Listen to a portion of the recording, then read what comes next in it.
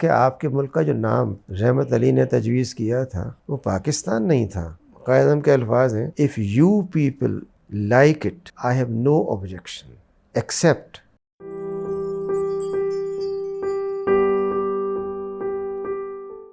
اور اس میں ایک چیز ایسی ہے جو شاید آپ میں سے کسی نے نہیں بلکہ آپ کے اساتذہ کے بھی علم میں نہیں ہو سکتی،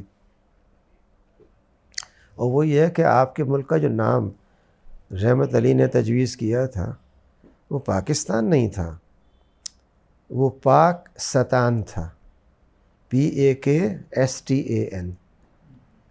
میں نے فوٹو دیا ہے ڈاکومنٹ کا ڈائریکٹلی، اس خط کا جو لکھا ہے انہوں نے، اور جو مضمون لکھا تھا ناؤ اور نیور۔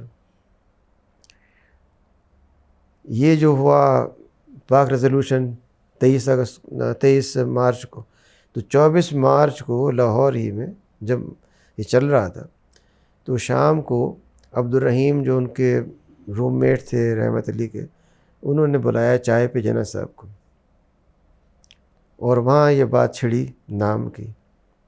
تو جناح صاحب نے کہا کہ اس پر بہت آرکل چرچا ہے۔ رحیم نے کہا آپ کی کیا رائے ہے؟ علامہ اقبال ہی پسند کرتے ہیں اس نام کو، واٹ ڈو یو سے؟ تو قائد اعظم کے الفاظ ہیں if you people like it I have no objection accept in the name you have on the pamphlet include I, which stands for Islam and which will be the link between these provinces۔ جو یہ پی اور وہ آپ کا ہے پنجاب کا، اور وہ سرحد کا، اور وہ بلوچستان کا اور افغانستان کا جو نام سے بنا تھا پروونسز سے، اس کے بارے میں وہ کہتے ہیں کہ ان پروونس کا جو لنک ہے وہ یہ آئی لاؤ اسلام این اسلام۔